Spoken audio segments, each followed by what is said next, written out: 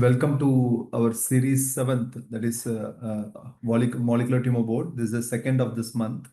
So we have some 8 interesting cases.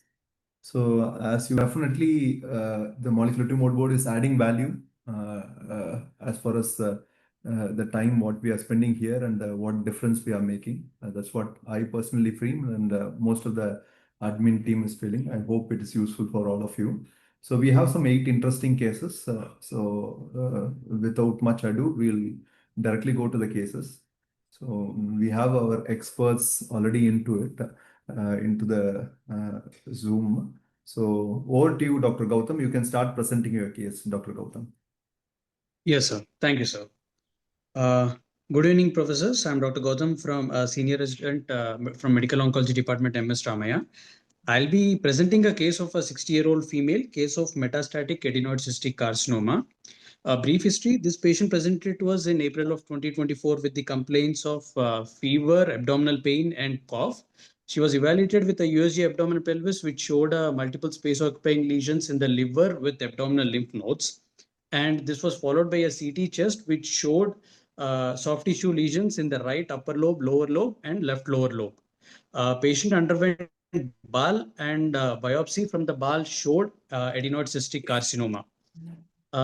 This patient, giving a brief past history also, going back to 2007, the patient was evaluated in 2007 for complaints of painful swelling in the soft palate, and she underwent an excision of the lesion on the soft palate, which showed query malignancy. She further underwent wide local excision, which showed adenoid cystic carcinoma, and she underwent adjuvant RT for the same. There are no documents available for the same, but there was a history. There was a discharge summary which Those was slides are showing. not moving. Sir, sorry, sir. If you want to move the slides, you can ask to move the slides, Dr. Gautam. Okay. Yes, sir. Yes, sir. Yeah. When you finish the slides, you can ask them to move the slides so that they'll go to the next slide. Sure, sir. Can we go back to the previous slide? Currently, this patient got admitted under us on 2024 and is on treatment with us from 2024. The stage at diagnosis in 2024 was stage 4. Date of diagnosis is 22 April 2024. Current ECOG PS is 3. Comorbidities include CKD, hypertension, hypothyroidism. There is no significant family history. Can we change to the next slide? Yeah. Current status is patient has progressed on 2 lines of therapy, with the last PET-CT being done on 14 March 2025. The first line of therapy includes lenvatinib with low-dose nivolumab, and after 6 months, she had a progressive disease. She was started on chemotherapy with pemetrexed, carboplatin, and lenvatinib, and had a progressive and PET-CT after 4 cycles showed progressive disease in March 2025. Patient was currently continued on maintenance lenvatinib. Can we move to the next slide? Biopsy and pathological findings. Biopsy done on 22 April 2024. Histology showing adenoid cystic carcinoma grade 1 and reflex IHC showed CD117 diffuse positive, TTF1 scattered positive, and napsin A, P40, and P63 positive. Ka67 is 15%. Next slide. The current clinical question is patient, we have done an NGS in PDL1. PDL1 is 0%, and NGS is showing pathogenic variants in PPP2R1A, MYB, NF1B, ATM genes. Next slide. We have the reports. Can we zoom in on the report?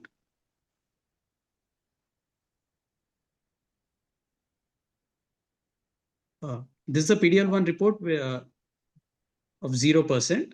Next slide.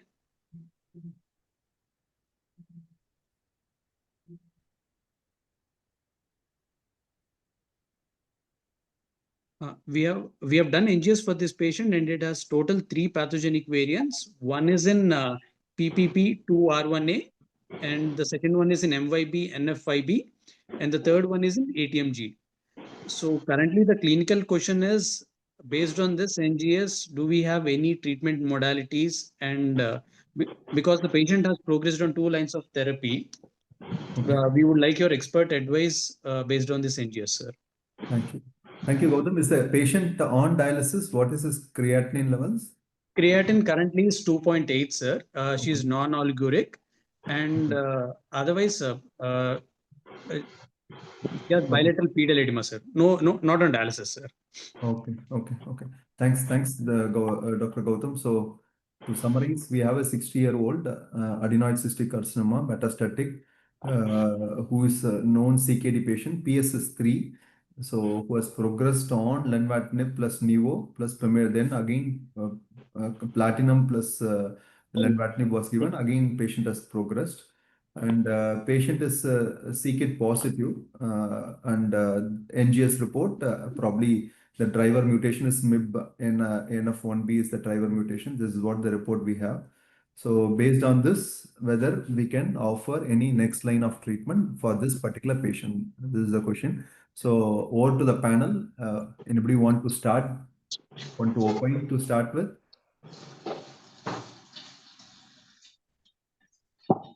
Okay.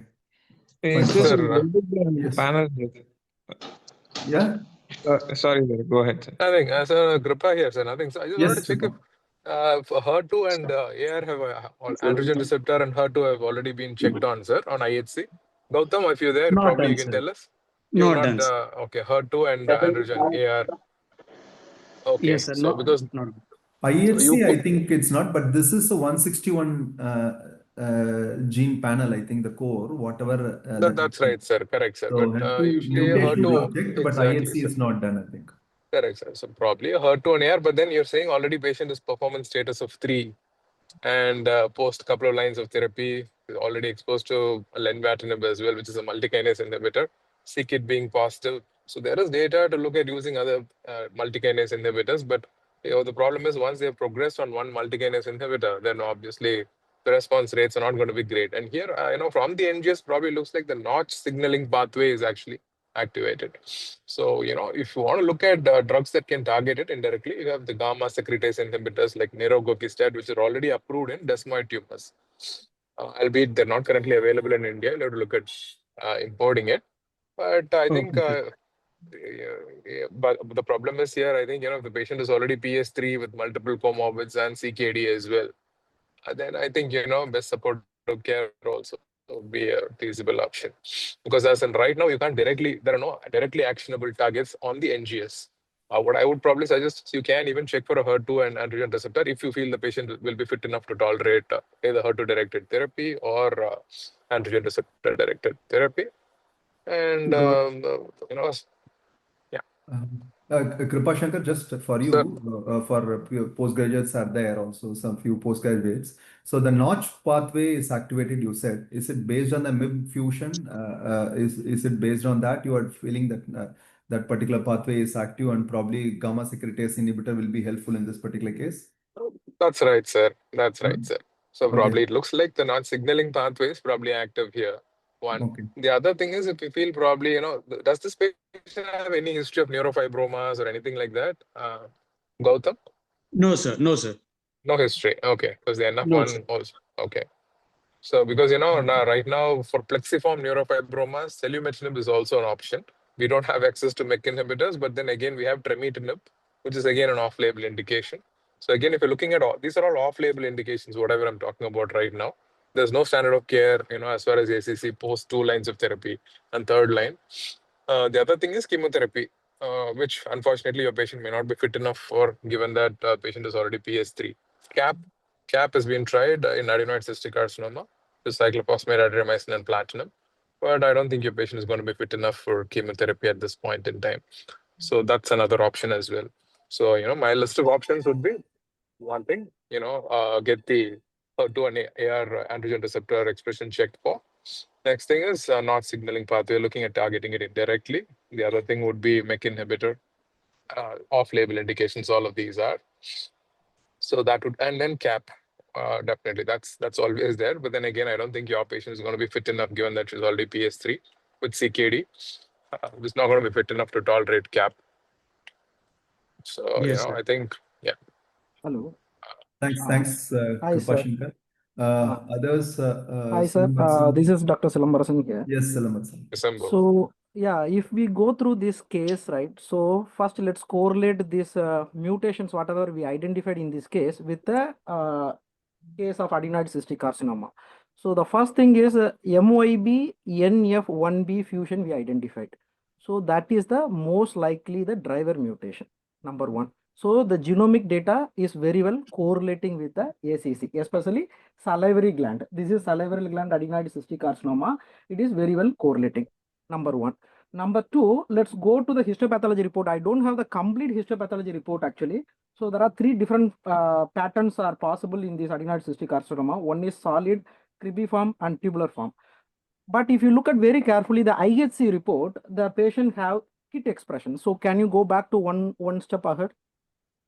Can you go to a few more slides above? Can we go few more above, few more steps? Previous slides. IHC, please. IHC. Slide 5. Slide 5. Okay. Yes. So it's a diffuse positive. So it's a complete positive. So tubular pattern of adenoid cystic carcinoma from the salivary are more likely to have the c-KIT. So CD117 is nothing but c-KIT. So c-KIT is positive means can we use the axitinib, sunitinib, that kind of things or not? Tamil, can you switch to the PDF which I have given? Yep, just go, yeah. So this is the image right hand side. If you look at that, the tubular forms will have the c-KIT expression, and the MYB NF5 fusion is more common in the adenoid cystic carcinoma. Almost 70% of them will have. Next slide, please. Next slide. Yes. So as Dr. Kripasankar sir mentioned, I agree with that. There are two subtype of MYB fusion have the possibility. ACC type 1, ACC type 2 basically. So if you look at that MYC hyperactivation, if it is happened, which is ACC 1 type, then there is a notch mutation or notch amplification based things can happen. Whereas in the type 2, P53 leads to the kind of pathway can happen. So again, if you go back and correlate with the IHC data, P63 is positive. Let's go back and search it out from that case earlier. So P53 is positive. So that means it's more likely the ACC type 2 possibility is there. Go back to the next slide. So that means prognostically that better. No, next slide. Yeah. So there are chances that they will respond to the any of the c-KIT inhibitors. But the thing is that c-KIT mutation only all these things are applicable, but overexpression also there are many case reports and phase 2 studies are available. Sunitinib have better expression. Go back to the next one. Axitinib also have, next slide please. So these are all the evidences of phase 2 study have clearly proven that some kind of either stable disease or some of the responses are available, especially the sunitinib and other molecules, they are having the better response, especially axitinib and sunitinib. So these are some of the options you can try it out if possible, but already you have exposed to the multiple TKI and the chances are less response, but if it is response, it responds for the stable disease of 6 months. So these are the some of the data you can use it for this case, if not. Any thoughts, sir? One more molecule that I found some data is regorafenib. So that also you can just check it out. So I think yes, sir. I think all these MKIs targeting. I think it all started off with imatinib in adenoid cystic carcinoma, Correct. and then after imatinib, we have multiple drugs which will look at targeting the KIT. The only thing is lenvatinib also has action on KIT as well. So it's a multi-kinase inhibitor which has activity on KIT as well. Like apart from KIT, VEGFR, FGFR, PDGFR, all of that as well. So, this is a patient who's progressed and who's been continued on lenvatinib even after that and still has been progressing on it.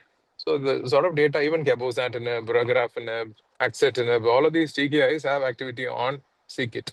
But then the problem is, if somebody's progressed on lenvatinib, I wonder how effective the other multikinase or re-challenging with a different multikinase inhibitor will actually be. And that in the sort of a scenario. I agree. In this case, because we have sent some 150 gene panel, doesn't mean that we should use the data. I think best supportive care is not at all a wrong option. And I think that should be the first discussed and probably the other option should come later. That's what I feel. I Anybody agree. else want to throw more insights into this case? Anybody wants, or we'll go to the next case? Anybody wants to opine on this particular case? Okay. Narendran, can you summarize what is the plan for this case? This patient had advanced cystic carcinoma metastatic post multiple lines of treatment with including a TK and immunotherapy. The discussion has been with the CD117 positive and P63 positive. It could be it can be a next line of option can be other TKs, but since patient is already exposed to TK, the magnitude of benefit may be very less. And with the PS of 3, ECOG PS3, so patient may not be benefited much. Other option discussed is that to check for HER2/neu and AR receptor. So if it is positive, that can be considered as an option. So this is what discussed. And again, chemotherapy, since PS is 3 and CKD, it's not an option. So finally, best supportive care can be its best supportive care can be the next best option. If not, at least HER2/neu and AR can be checked and can be tried based on that. Perfect. Thanks, Narendran. So we'll go to the next case. So this is my case I'm presenting. This is basically a diagnostic dilemma, more like most of the cases what we present is therapeutic dilemma. So this case is a diagnostic dilemma. So we'll go to the next case, next slide. So this is a 45-year-old treated for carcinoma cervix in 2021. She received chemo radiation and she was on follow-up. Now she present with a lung lesion. 1 6 centimeter lesion is there, multiple mets were there in the lung. So initial stage was at the time of diagnosis was stage 3. Now after 4 years of treatment, patient with has come with lung lesions. So next slide, please. Patient is in good PS. So patient receives cisplatin radiation upfront. Next slide. So this patient initial biopsy specimen was adenocarcinoma. When we did a lung biopsy, it came as poorly differentiated malignant tumor, probably sarcomatoid carcinoma or spindle cell sarcoma is the present report. So we sent the immunohistochemistry on the biopsy that was more in favor of Ewing sarcoma. So it is elderly female with the lung lesions with the previous history of carcinoma, adenocarcinoma of cervix. Now with lung lesion, biopsy suggestive more suspicious of Ewing sarcoma. With this, probably we thought NGS may help help us in the cell of origin. Next slide, please. Next slide. So yeah, next slide, please. So this is the NGS report. We are expecting EWS fusions to see whether it correlates with the biopsy report, but fusion, the EWS R1 was negative. And only thing that came positive in this comprehensive gene panel is KRAS was positive. So in the previous slide, just go to the previous slide. Yeah, this is the KRAS. 44% was the VAF in this particular patient. Exon 2 mutations we got. So next slide, please. Next slide, please. Next slide. So this is the PET report. Next slide. PET, we did the CTs initially. Then after having this diagnostic dilemma, then we did a PET also. PET showed some uptake in the cervix also, although it was not picked up in the CT. So this is a CT chest, PET CT chest report where 6 centimeter lesion is there. Along with that, there is multiple pleural base nodules. Next slide. Let's go next. Just go to the end of the slide. End of my case. Yes. Yeah, just keep it. This is an old biopsy report which shows adenocarcinoma that is in 2021. Next slide.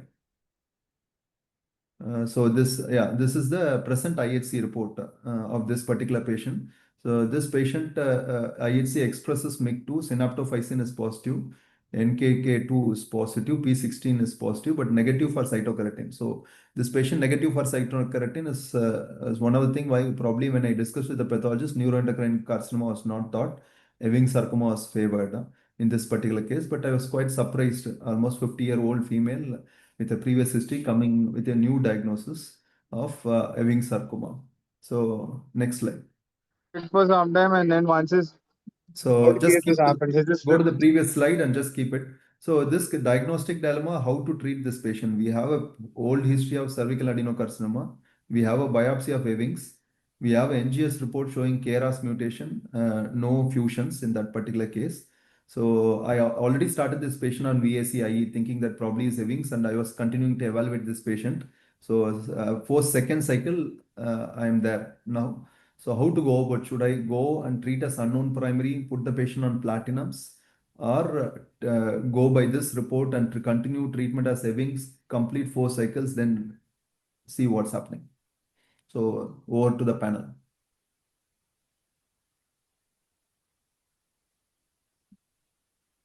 Hi, sir. Kripa here again. Yes. So, I mean, like, have you said you spoke about getting a TOO done, sir? I mean, like tissue of origin testing. Did you get that done, sir, by any chance? Tissue of origin test, we didn't do. We didn't do. Okay, sir. Okay. Probably, if not done, that's an option, sir, which we could definitely look at doing that.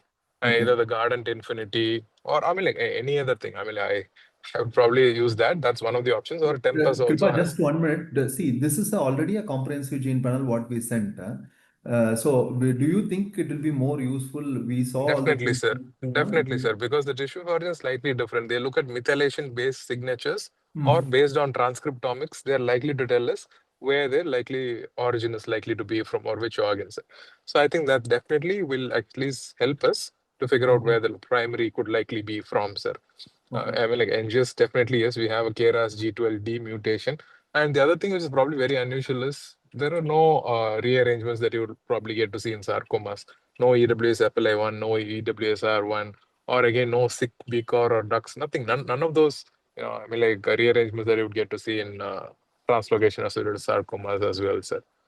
So, I mean, like, so, and hence the reason why I thought probably if you've not gone TOO testing done, probably we could look at getting that done as well, sir. But in the meantime, I think the molecular profile doesn't fit in with probably a second malignancy. And you also mentioned that the current PET CT has shown an uptake in the cervix as well, which was not picked up on the CT, early CT. So probably we'll have to take it as a sarcomatous or an undifferentiated transformation of a recurrent cervical adenocarcinoma. Yes, I mean that would be my line of thinking based on the radiological, and again the molecular profiling that we have currently, apart from the TOO testing, which we could also get done, sir. Okay. So in this case, you will be changing the treatment based on the sarcoma-based histology, or how? Because the Ewing's VAC-IE was started. So, Okay, sir. I was thinking of unknown primary, start on carboplatinum, wait for the response. You think sarcoma-based treatment will be better, like HLX adriamycin or gem-dosi will be better in this case? Not really, sir. I think we could treat along the lines of unknown primary until we have probably a clinching diagnosis as to where we could take it from there, sir. Okay. Until then, I think we should treat like an unknown primary up until then. Okay. Thanks, Kripa. Dr. Selambarasan, Dr. Arun Kumar, Kunjal Patel, anybody Maybe I else? will agree with Kripa Shankar sir. RNA Hmm. transcriptomics may give us some kind of clue. Can you just throw more light? Cell of origin study and comprehensive panel, what we have sent. So in this case, probably straight away sending to cell of origin would have been a better choice, right? It would have decreased our cost. Uh, Usually that's the standard, sir. First, we will do the NGS. We will try to pick it up because in this case, you are looking for multiple cancer means you may go for the CGP with the transcriptomic study if it is available. Like sir mentioned, Guardant Reveal, which have methylation, which will do CGP along with methylation study also. So you will have comprehensive picture because you are thinking about two different type of cancer possibilities over here, right? So that way it will be helpful. So nothing wrong right now. We done the CGP, which is turned out to be negative. So the next step would be better to go with the RNA transcriptomics combination. So that will give us the cell of origin, and it will give much better clarity on the treatment modality option. So I agree with Dr. Kripa Shankar on that part. Okay. Thanks, Dr. Selambarasan. Anybody wants to give a comment on this case? Doctor, you are in mute, doctor.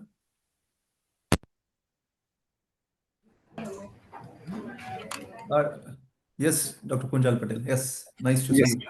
Yeah. Hello, sir. Am I audible, sir? Yeah, very well. So actually, I have two aspects. Just obviously, Dr. Krupashankar, whatever said is correct, but I think tests are costly and it's difficult to get tumor of origin. And it's again, we have to send. It's a costly test. So two aspects could be taken care of. I have only signed the report. So first of all, I think KRAS, whenever there is a sarcoma type of etiology, generally KRAS doesn't comes into the picture.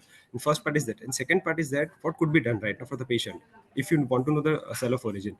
I think we have a initial the tissue biopsy also, the cervical tissue biopsy.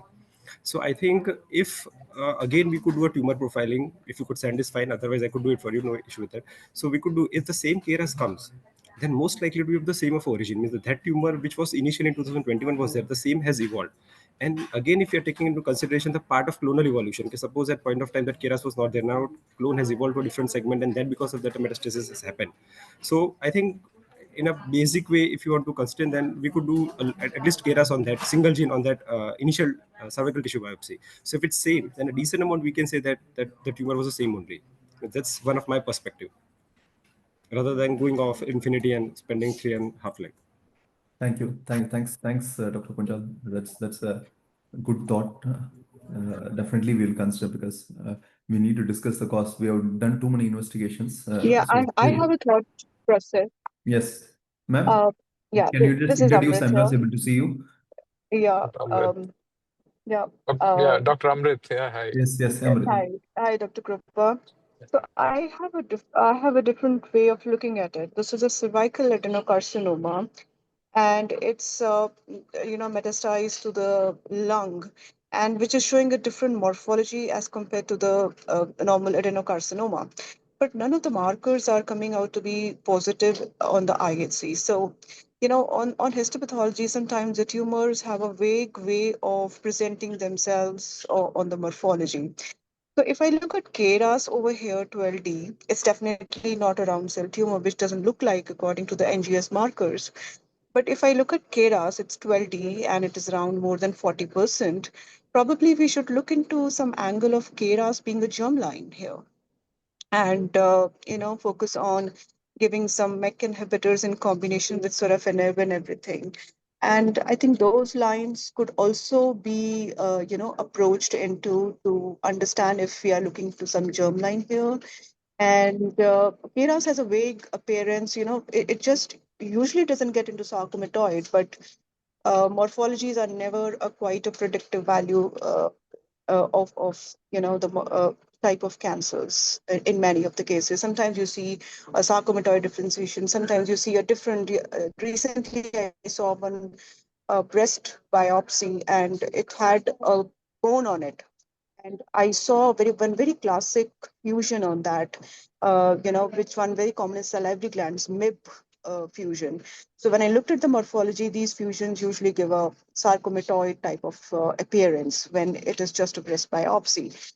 So I think let's look into the germline aspect also in this case. That's what is my take on this case. Thank you. Absolutely. Even, thanks. That is one thought that came to me when you saw the WAF of 40%. I think Yeah. something surprised me. It's a strong driver. So Yeah. anybody wants to, other than like significant thought process, Silambarasan or Arun Kumar, anybody wants to have any comment on this particular aspect? WAF, high WAF, 40% germline possibilities. Anybody who have any other thoughts in this particular case? So, but I think even then, sir, I think it's too early for us to probably base our treatment on that because this patient is treatment naive.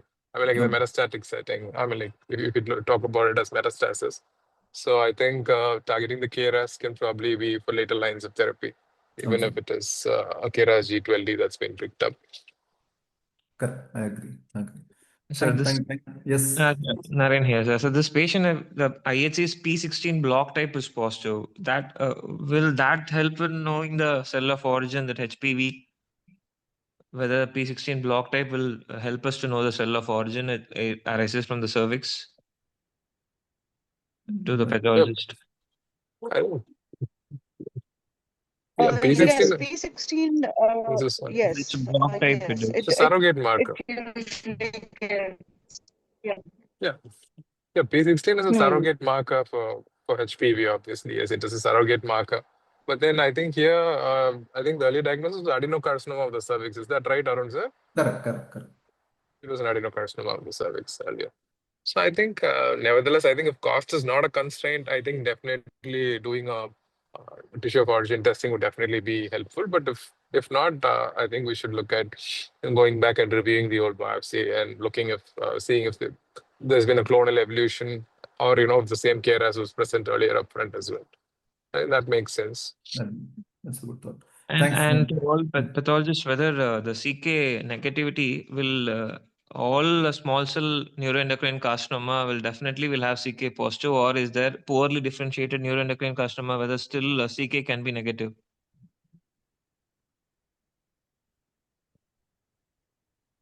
Hi, sir. This is Dr. Suresh here, histopathologist. Yes, Suresh. I was the one who saw the case actually. Like Narendran said, the cytokeratin, pan-cytokeratin negativity is what holds me back from calling it a small cell carcinoma.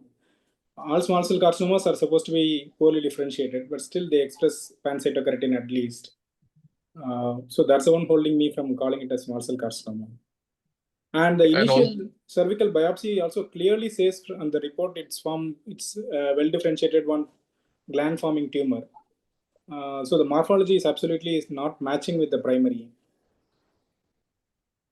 Right, and probably the clinical history also is probably favorable, because this patient has gone on for a few years before developing metastasis, if you want to call it metastasis, even that way. And even the INSM one which you've done is also negative, which is probably very specific for neuroendocrine marker. Yeah, that's also negative. So I mean, I probably could put it down as a very poorly differentiated or undifferentiated on histopathology. I mean. I think platinum-based treatment should be right. It should take care. That's right. Be changing the treatment plan, going more into unknown primary and adding platinum should help.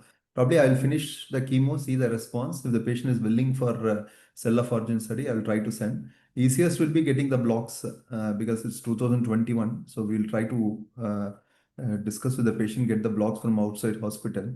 That will really help. So thank you all for expert opinion. It really mattered. So Narendran, you can summarize and we can go to the next slide. So the first thing is to, if the patient can afford, to know the cell of origin study.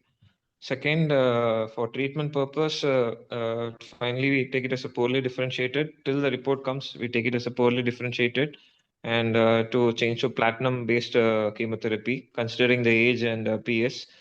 Third, if as suggested by some expert, Kunjal Patel sir, so whether if possible to get back the biopsy block and then review, and also if possible to do the KRAS from the previous biopsy block. And then to consider for a germline, if it is KRAS in both, then can consider a germline study for this patient. Thank you, Dr. Narendran. Thank you very much. We'll go to the next presenter. I think Narendran will be presenting his case from Silverline Specialty Hospital. Over to you, Dr. Narendran. So this is a 74-year male, carcinoma stomach. Initially, the CT was suggestive of a localized T3N2 disease, but when you're going intra-op diagnostic laparoscopy suggestive of peritoneal metastasis. Next slide. So it's a stage 4 carcinoma stomach.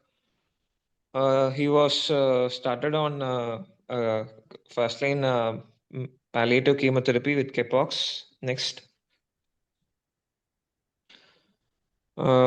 Meanwhile, the biomarker has come MSI positive and PDL1 CPS score of 5 to 10. And next slide.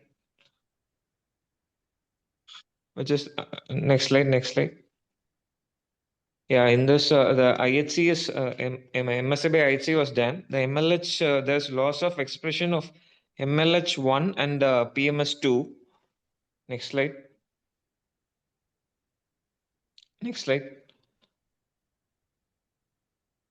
So we did ideally in a colorectal. Next subsequent step will be MLH promoter hypermethylation and BRAF. But in gastric we need not do BRAF. We just what the guideline says, just do MLH promoter hypermethylation alone.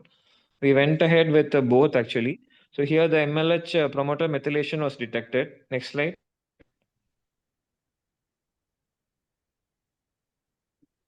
BRAF was negative. Next.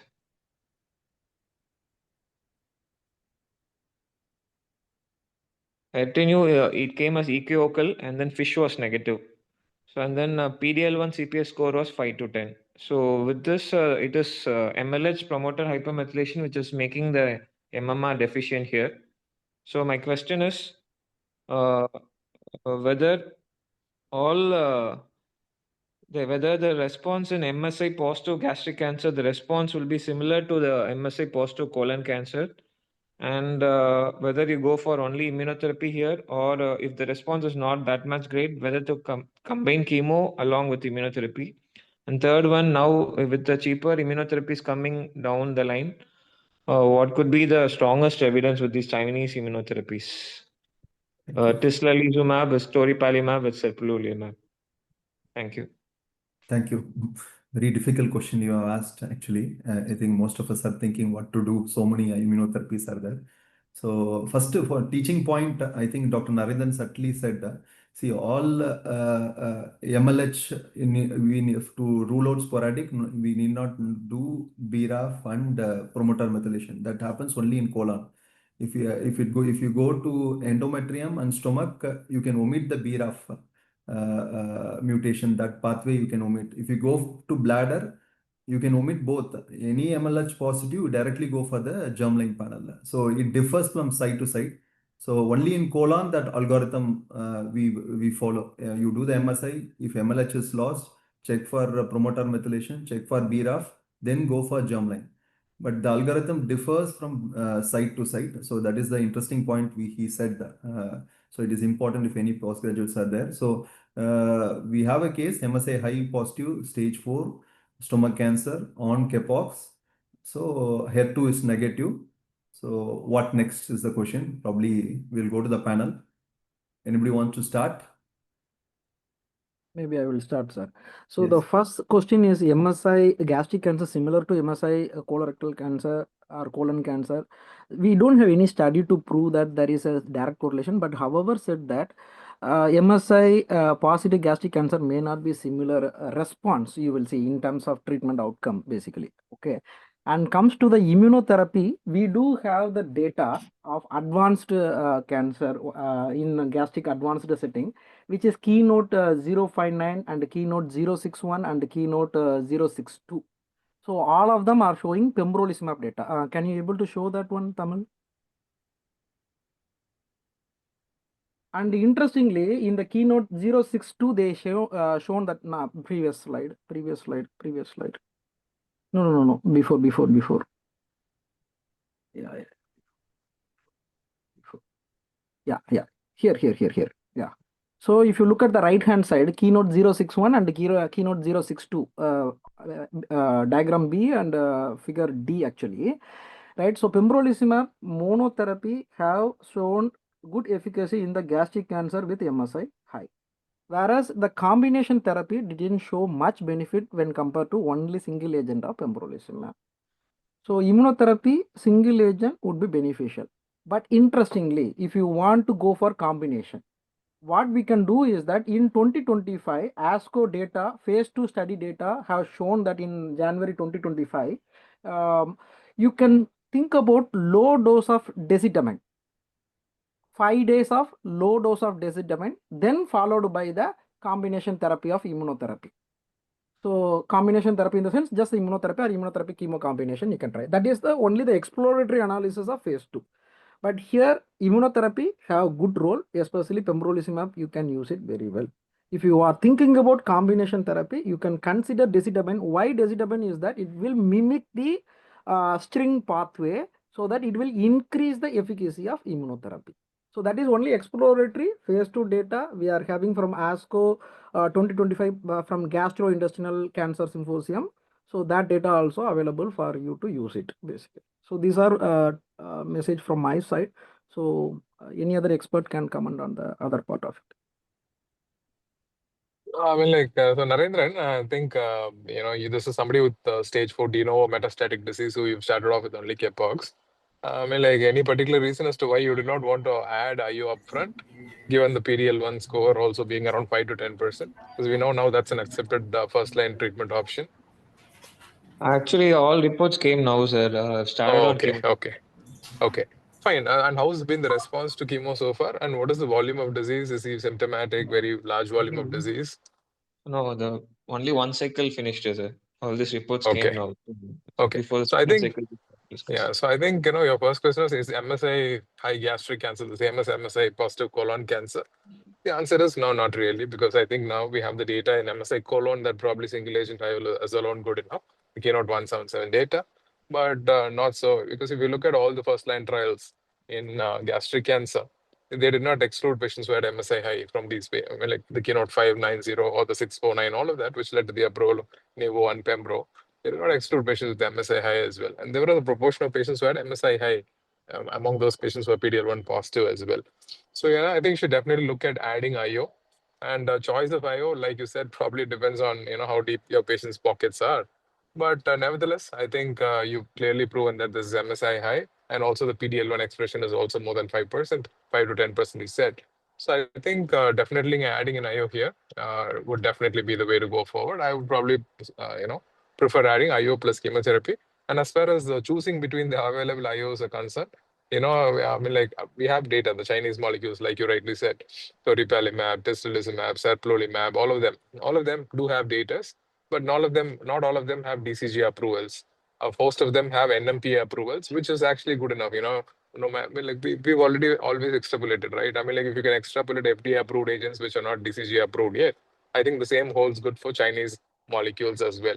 And I mean, like again, if you look at all the data among the three Chinese molecules, the tislelizumab data, especially in gastric malignancies, slightly. I'm just talking about cross-trial comparisons. There is no head-on-head comparison to suggest that one is better than the other. But the Tisli data is pretty, I mean, like pretty impressive, at least as far as NGI malignancies is concerned.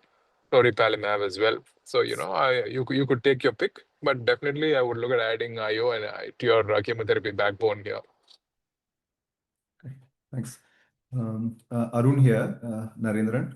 So your first question, we all know each side differs the response. If you see the basket trial, although all MSI and TMB were put together, each tumor respond differently. Definitely, the response what we get for colon is not the same with stomach cancer. And for if you take TMB high and MSI in ovary, based on that, the data is very weak also. So it depends. Each site, how's the response behave differently. That is for the first question. Second is definitely this case already we have started on Capox and we need to add on IO for sure. 70-year-old, based on the toxicity, if the patient have severe toxicity, probably we can think of probably omitting oxaliplatin and continue only capecitabine and IO if possible. But IO should be the backbone. On top of it, we can add some chemotherapy regimen. This is the second. Third is, I think yet to see any head-on trial between various immunotherapy. Probably that is the way we are going to go.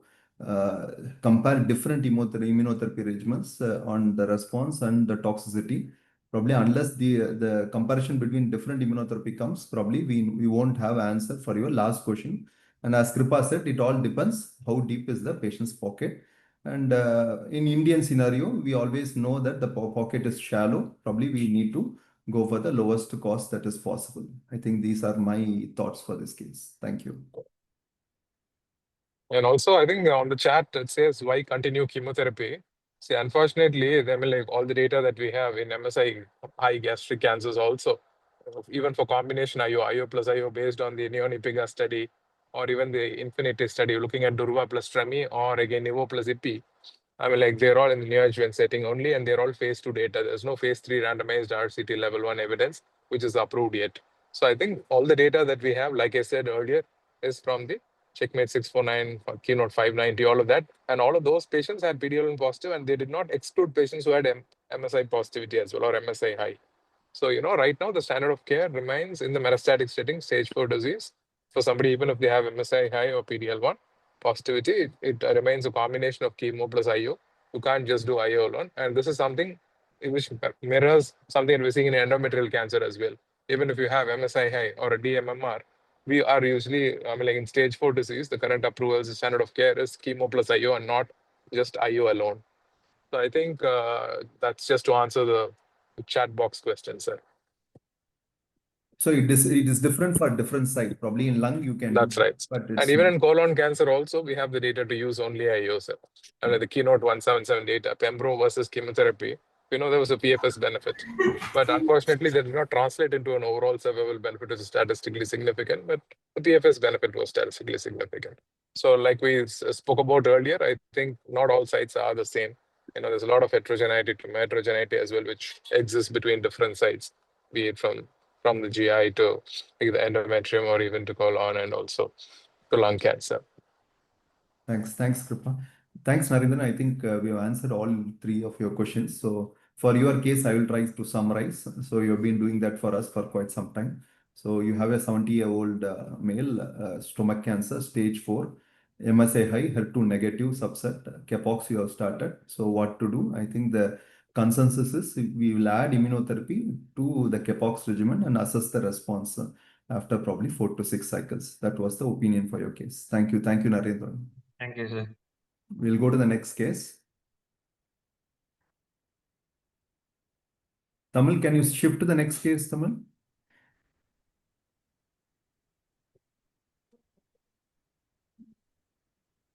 Yeah, can you go to the case 4? Yes. So, Dr. Hemlata, Dr. J. Balaji, are you there? Good evening, sir. Yes, sir. Yes, welcome to the Sir, forum. I'm Dr. Hemlata, first year PG from Kamakshi Memorial Hospital, sir. Dr. Balaji is a consultant medical oncologist here. Excellent. So we would like to present a case. It's a 58-year-old male. Initially presented with cough for 2 months duration associated with occasional shortness of breath. CT chest showed a 4x4 centimeter heterogeneously enhancing lesion in the superior and anterior basal segments of right lower lobe with right hilar, lower paratracheal and subcarinal nodes and with moderate pleural effusion. They went ahead and did CT guided biopsy which showed which was suggestive of non-small cell carcinoma. IHC was diffusely positive for TTF1 and occasional tumor cells showed positive for P40. So with this, they found the report was like suggestive of adenocarcinoma of lung grade 2. All these investigations were done outside, sir. MRI brain was normal.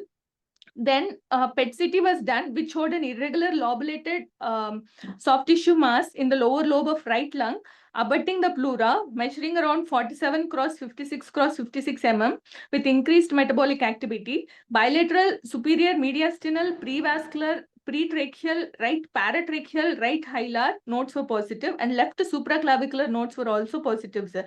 There were multiple cervical lymph nodes were also positive, but it suggested reactive nodes, sir. So clinically, it comes around CT3N3 with no evidence of other metastatic sites. So we have sent, then the patient came to us for further opinion and management. We have sent for an NGS testing. Next slide, please. So initially we thought of, we started him on systemic therapy. First cycle of pemetrexed carboplatin was given. Meanwhile, after the first cycle of chemotherapy, patient had an episode of hemoptysis. So we were waiting for the NGS report.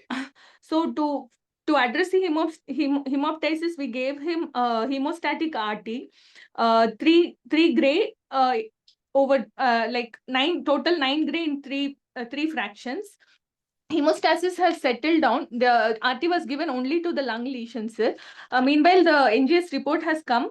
Can you go to the next slide? The report, NGS report. The NGS report, the 12 gene panel, which showed positivity for ALK mutation and TP53 mutation, sir. So here we have our question for today is whether we can give ALK inhibitors for along with radiation, like lorlatinib along with radiation, and what is the significance of co-mutation with ALK and TP53, and what is the expected resistance and mechanism of resistance and efficacy of ALK inhibitors in this case, sir? Thank you, Dr. Hemlata. I think a straightforward question. Stage 4, ALK positive. patient. So lorlatinib plus radiation, whether what is the experience? If any of you have experience, whether it has more toxicity, or should I complete the radiation? I think they have started hemostatic radiation. They have started. How many radiation you are planning? Sir, initially we have planned for hemostatic RT alone, but because of the delay in the procurement of the drug, we are continuing radiation now, sir. It is the 12th day of radiation now. So we have planned for 50 gray. So we can change the plan accordingly. We are irradiating only the lung lesions. So we are not irradiating any of the mediastinal nodes or the supraclavicular nodes in view of toxicity.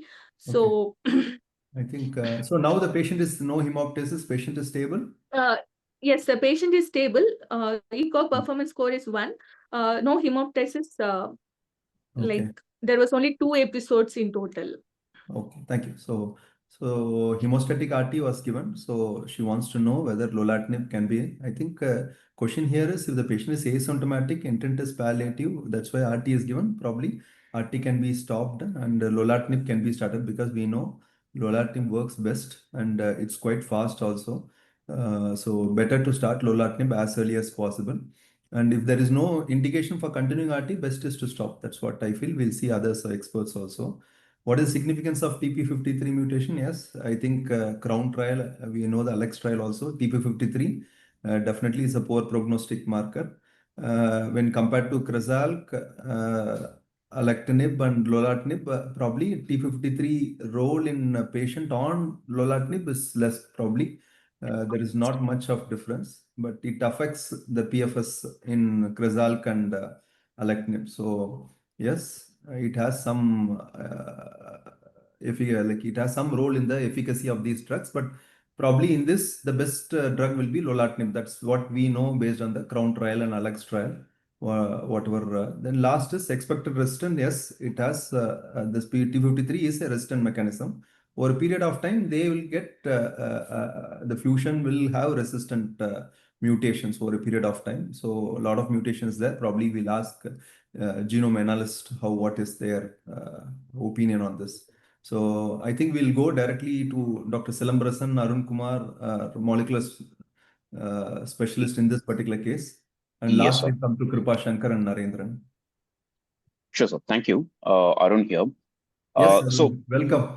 I was yeah, waiting for your voice. okay, thank you, sir. Yeah. So, just this answering this ALK and TP53, as you rightly said, different clinical trials, almost all of them have shown those having TP53 to have a significantly lower PFS, and a fantastic study that came out a while ago that showed those treated with second or third generation ALK inhibitors and above, those who had TP53 mutation had a PFS of a median of around 13.1, whereas those who did not have had a PFS of 27.6 months. So that wide is the variation in the PFS benefit you can expect out of a ALK inhibitor with a TP53 mutation. But what this NGS doesn't say is the variant of ALK, which also plays a role in the prognosis and estimating whether the response is going to be good or not. So variant 3 tends to have a poorer prognosis, so a poorer response rate to ALK inhibitors, but not so much with lorlatinib. So the best option you have here is lorlatinib. And as rightly said, and the third point is expected resistance mechanism. It varies with the type of ALK inhibitors you use. If you're going to use crizotinib or alectinib, you have different mechanisms of resistance. But when it comes to lorlatinib, you have different ALK domain mutations that can come in, or bypass activation, or many a times it becomes phenotypic adaptation. So the literature on exact resistance mechanism to lorlatinib is not as high as what is available for alectinib or crizotinib, because those drugs have been here for a while now. So if you're using lorlatinib, you can expect either a bypass activation or a phenotypic adaptation. These are the 2 points I wanted to say, sir. Thank you. That's a very important point you said. So all these tumors evolve on the molecule what we are putting. So it all depends on what molecule you are going to put, and based on that, resistant mechanism happens. So that's what Dr. Arun Kumar said. Anybody else want to share any thoughts on this particular case? Yeah, just to add on one more point, as Dr. Arun mentioned, can you go back to the NGS report? Yes. So this is exam 13 versus exam 20 fusion. So which means in the ALK exam 20 is fused with the EML4 exam 13. Okay. So that means it is a variant 1 type of ALK. ALK EML4 variant 1. So as Dr. Arun mentioned, variant 3 and variant 1 have huge prognostic indicator. Variant 3 have worst prognosis and more tendent to go towards the brain metastasis. Whereas in this case, it's only variant 1. So the prognosis expected little bit better than the variant 3, number 1. Number 2, the TKI response between the variant 1, variant 2 or variant 3A, 3B, not much established. But having said that, variant 1 with the latest generation like alectinib and lorlatinib can have the better response. As Dr. Arun sir mentioned, the depends upon which kind of ALK TKI you are going to use, it will generate the next resistance mechanism. If we are using lorlatinib upfront, I hope that the patient already not having any brain mets so far. So the more likely, what will happen, the bypass mutation will generate. And there is no treatment option will be left if you are using lorlatinib right now. Rather than that, if you are using alectinib right now, 60% of the patient, 60% of the patient, they will develop a single clonal population of mutation, which is G1202R mutation after post-alectinib treatment. So, which means that G1202R mutation can be handled better with lorlatinib in the next line of treatment. So thereby you can sequence the treatment for this patient. So alectinib followed by lorlatinib would be a better choice. As Dr. Arun again mentioned, TP53 mutation is the worst prognosis. So there is a latest database, which is Gordon Inform Real World Clinical Genomic Database data have. So it's also clearly shown that TP53 mutation along with the ALK EML4 fusion, if they are present, expose them to different TKI. How is the response? They have monitored the response for the first line therapy of alectinib, brigatinib, certinib, and lorlatinib. So from that data also we can get some more additional information. So the patient with V1 will do better, but T53 will have less response to the treatment. So my choice would be alectinib followed by lorlatinib so that the patient can have a better response and long-term treatment. Thank you. Actually, I think we'll take everybody's with this day-to-day scenario, but there is no study. I think alectinib, the sequential treatment or straight away lorlatinib you start. Which one is good? There is no study. We'll see what I think others yes, start. sir. Kripa, everybody, what will you do for this patient? Yes, Alectinib sir. or So I think lorlatinib? this is just like the EGFR Yeah. debate that we had earlier. See, I think clearly we now have a third generation ALK inhibitor, and lorlatinib is the only third generation ALK inhibitor. And I mean, like this patient has got a EML4 ALK fusion, which is an echinoderm microtubule, like with along with it, which is one of the most common driver fusions that we're getting to see here. So irrespective of whether it's V1, V2, or V3, or the transcript that is seen here, presence of a co-mutation is a poor prognostic indicator. So, like Dr. Salambras was trying to tell us, there's no way in which we can predict who's likely to develop a G1202R or not. We know the incidence is higher probably if you start off with a first generation or a second generation inhibitor. It's just like having a T790M mutation if you start off with the first generation. But we know that we've moved away from that. We've gone towards combinations right now, and we know starting off with osimertinib is definitely much better. So here, having said that, in such a, P53 co-mutation is a very poor prognosis, more aggressive biology, shorter PFS, give you a best option right up front. No point in holding it back for later lines because you don't know when the patient progresses, is he going to be fit enough to receive second line therapy? And if so, is he going to develop the same mutation or the G1202R, or is it going to be any other mutation, or what if he develops a not a pathway dependent, or it could be an alternate signaling pathway getting amplified as well if you start off with. So I think, given all of that, even phenotypic plasticity as well. So I think given all of that, I think use your best option right up front. And I think I would definitely look at doing lorlatinib right up front here for this patient. And again, as far as giving it together along with RT, there's no randomized evidence to do that. But again, for palliative RT along with bone, if you're probably palliating only to the bone or something, then you can go ahead and continue lorlatinib. But here, like you rightly said, I think I would agree, stop radiation, go ahead and start only on lorlatinib, because that's shown the best data that we have available to us right now as far as the third generation ALK inhibitor. And again, at progression, let's not forget, we now have a fourth generation ALK inhibitor as well. So Neladalkib, it's called Neladalkib.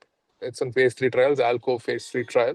So Neladalkib, was likely to get approved pretty soon as well. So I think that would be, my go-to option here, so lorlatinib. Okay. Thanks. I think Dr. Hemrath, both of them had different opinion. Only thing is we don't have any head-on trial between lorlatinib and alectinib. So whatever we are doing is cross-trial comparison we are doing. And second thing, we don't have a trial where you start alectinib, then change to lorlatinib and upfront lorlatinib sequential trial also we don't have. So whatever the data we are having is we have a patient, P53 mutation is positive, and we have ALK fusion in that particular setting, which drug works better. If you see, probably that's why all of us are moving to lorlatinib. Even I feel in this particular patient, I will start lorlatinib. But again, starting an alectinib is not a wrong choice. Each one have their own justification. There is no head-on trial. If you see the progression-free survival, if you see the P53 subset as such, how they do in between these trials, I think lorlatinib is doing better. But again, what we want to know is you start on alectinib, then when the patient progresses, put the patient on lorlatinib, how this patient is doing and how we can compare to upfront lorlatinib. We don't have any data set as such. So anybody wants to have any comment on this particular case, or we'll go to the next case. Thank you, sir. Thank you so much. Thank you. Thank you. Narendran, can you summarize? Yes, sir. So this is stage 4, 58-year male, stage 4 CA lung with ALK and positive with co-mutation TP53. So here the final consensus is to start on lorlatinib as the response is good along with TP53 mutation patients also, and can consider stopping RT if the bleeding has stopped, and as soon as possible to start on lorlatinib. Thank you. Thank you, Narendran. We'll go to the next case.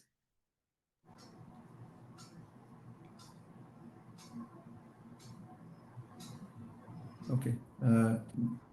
Dr. Parag is there? Dr. Parag? Yes. Good evening, Yes. sir.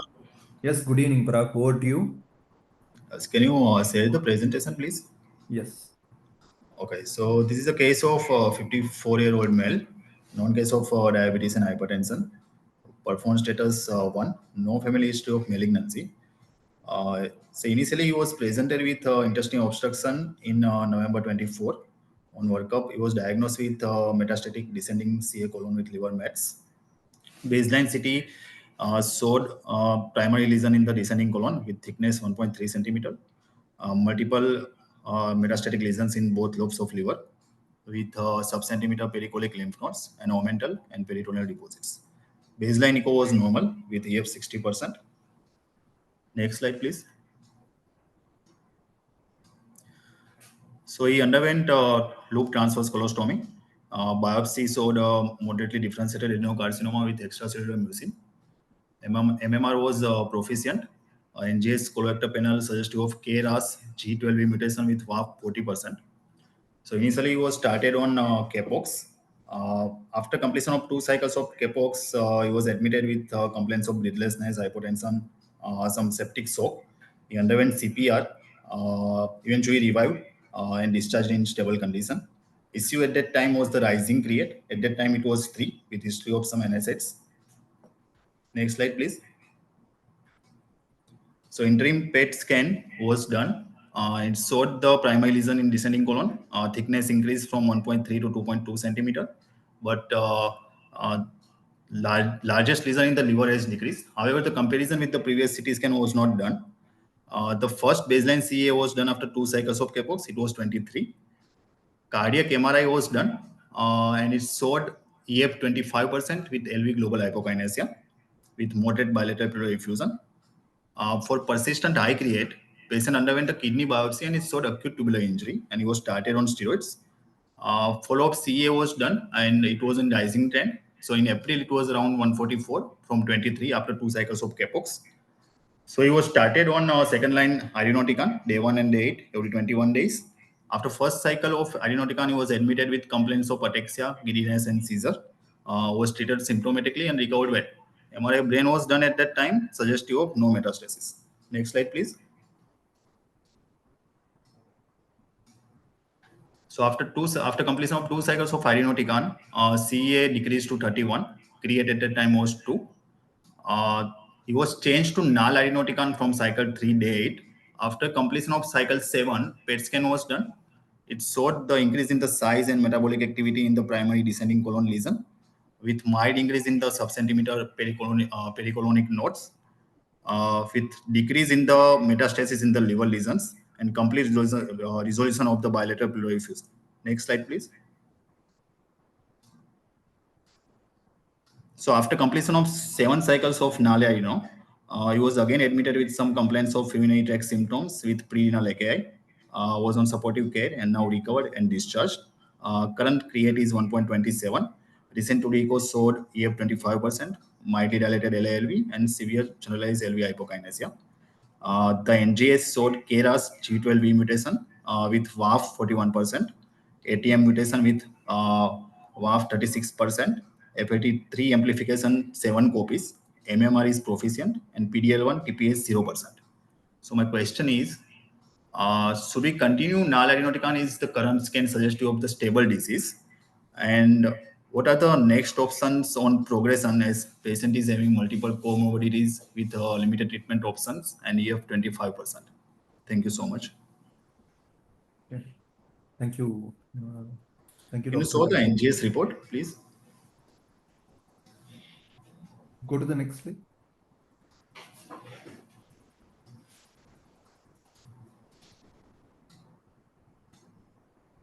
Okay.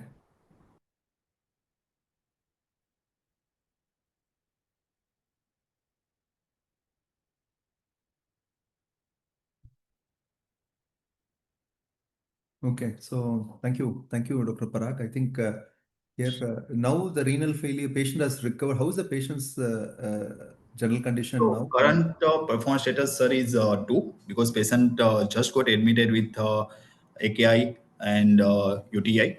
So current PS is, sir, 2. Okay, so the reason for all renal failure, poor PS, all these things is because of sepsis. Yes, sir. Okay, fine. So just I think it's quite complex. Can you just summarize once for the panel for in your side? So, sir, this is a stage for metastatic descending CA colon with KRAS G12V mutation initially. So initially he was started on Capox. After completion of 2 cycles of Capox, he was having multiple issues. He was admitted and it was found that EF is only 25% with some. It was treatment-related complication after that. It's Capox, after Capox So only. it is also a sepsis-related complication because patient was having sepsis because of the UTI and he underwent 1 CPR. But eventually he was revived with that and the follow-up to DECO was done and it showed 25% EF with rising create. So we couldn't do the angiography also, sir. Okay, before Capox patient was fine. Before 2 cycles, patient was absolutely fine, sir. Absolutely fine. Okay. And then we have started on second line irinotecan and then we have changed to null irinotecan and now patient has completed 7 cycles of null irinotecan and the current PET CT scan is suggestive of almost stable disease. And we have done the recent NGS. It showed the KRAS G12V mutation, ATM mutation, FLT3 amplification with MMR proficient and PDL1 TPS 0%. Okay. Thank you, Dr. Parag. So over to the panel. Anybody who wants to start? Yeah, so Kripa here. So Dr. Parag, have you done a DPD as a pharmacogenomic evaluation with the UGT101 hash as well? Have you checked for both? So DPYD is negative. Okay. And what about UGT as well? Have you checked on that for the irinotecan? No, sir. Okay. Probably might be worthwhile just checking on it because if you think it's probably related to the drug. But he was okay with the irinotecan. Kripa. I think again also he had another episode, so that's what he's just Abdiya? presenting it Okay. now. Ama sir, that was first after Gepox, and now again after Nalari also there's been a drop in EF or something. That's what he said. 25%. That is the current EF. Is that right, Dr. Parag? Yes, sir, exactly. Did he Okay. have, how is the tolerance to null irinotecan Tolerance production? is good, sir. Tolerance is On good. biotic, yes. So, because it's a complex case, as he said, you can send for UGT also, see how is the pharmacogenomics as far as irinotecan is concerned. Yes, that's a very valid point. Thank you. Yes, But sir, understood. yeah, but is there any other reason for the drop in ejection fraction? I mean, like for the cardiac compromise? Any other reason? I mean, like any other No, sir. explanation, like ischemic, No, dilated I think, sir, cardiomyopathy, anything like that? first we Volume have overload. found the low AF after the initial when he survived the CPR and we was Okay. admitted with the septic shock. But subsequently, did it improve? Because prior to re-challenging him on irinotecan, and No, then sir. you switched it No, sir. over to. It Oh, is same, sir. the EF AF was is always 25% 25. before. Yes, sir. It Oh, is so the you've same. been continuing the same with the EF of 25. Okay. Yes, sir. Exactly. Hasn't deteriorated. Okay. Okay. Yeah, I think, and as far as subsequent treatment options are concerned, yes, TAS is another option. TAS, I think Bev also, if there are no contraindications towards giving VEGF inhibitors, you could look at doing that moving forward. But I think if right now if you have stable disease and if you think you can do a UGT 10182, and if that's not the case, if there's no genetic polymorphisms, then you can go ahead and continue it. If the patient has still got a response. Because you're saying Okay, that the cardiac function has been the same, right? Prior to starting and even now. So Thanks, Kripa. Hi, Yes, sir. This is Dr. Salambarasan here. So let yes. me take another interesting perspective of this also. Let's match this genomic data with the colorectal cancer first, basically, colon adenocarcinoma. First point I want to bring it to the notice is TMB is low, but TMB is 9 mutation per MB. Just only one mutation is missing, 9 MB. Let's keep that as one side. And the patient have KRAS G12V mutation. That is the second point. Can you go to the next slide of the same slide deck? Just go to the next slide. Some more. The full report of the NGS. Some more. Yes. Some more. Next page. Yes. You can stop over here. The patient have APC mutation and patient have SMAD4 mutation. Can you go to that next slide deck of the one PDF I have given to you? Yes. So patient have APC mutation, patient have KRAS mutation, patient have SMAD4 mutation. Now let's correlate this scenario. When a normal epithelium going towards the adenoma kind of scenario, first thing it has to have APC mutation. So this patient have APC mutation. From the adenoma towards the next level, it has to have KRAS mutation. The patient have KRAS mutation. From there, it has to have SMAD4 mutation to go into the. So this is the sequential evolution which is well established in the colon cancer, colon adenocarcinoma. So the genomic data have able to capture all the scenario which is very well matching with the classical case of colon adenocarcinoma. That is the number one thing we need to understand. So now go to the next slide of this. Yes. So this is one of the interesting data. So whenever the patient have not only always the cutoff need not to be 10 actually, even the TMB cutoff 8, they have responded to the immunotherapy better. So that is the one of the information that we can able to take the TMB 8 also cutoff. Go to the next slide. So this is one of the case report I want to show from Dr. Prof. Mutlu study. Dr. Arun knows him very well, and I also worked with him for a while. And go to the next slide, please. Next slide. Yes. So this professor have shown that whenever the patient have KRAS mutation, along with the TMB is 10 or TMB is little bit of low level, especially the FLT is amplified. The professor have combined the dual immunotherapy with sorafenib or the dual immunotherapy with mebendazole. APC mutation can be combined with mebendazole, which is the Wnt signaling pathway inhibitor. It is a repurposed drug. So this professor has shown in the case report. More importantly, they have proven that the MRD, go to the next level, MRD. Yes. At the point of they have studied this one, when they introduced the dual immunotherapy along with the sorafenib, the MRD started to come down drastically. In this one, I want to show you very important thing. Always the molecular progression will takes place first, followed by the radiological imaging progression. If you look at very carefully from January to June, the molecular progression, the MRD shown already the positive. Whereas the right hand side, the A image, if you see that radiological progression is not yet started. And then followed by when they started with the dual immunotherapy along with sorafenib and mebendazole kind of combination, the MRD started to gradually come down to 0 level.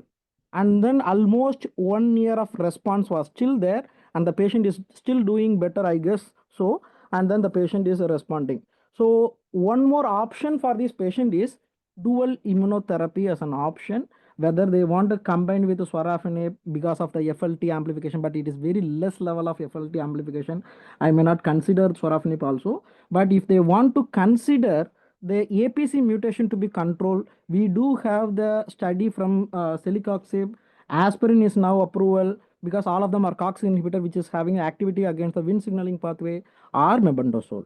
Any one of them you can use it, but up to the choice to the clinician to use it. But at least some immunotherapy have the efficacy over. So that's what I want to say.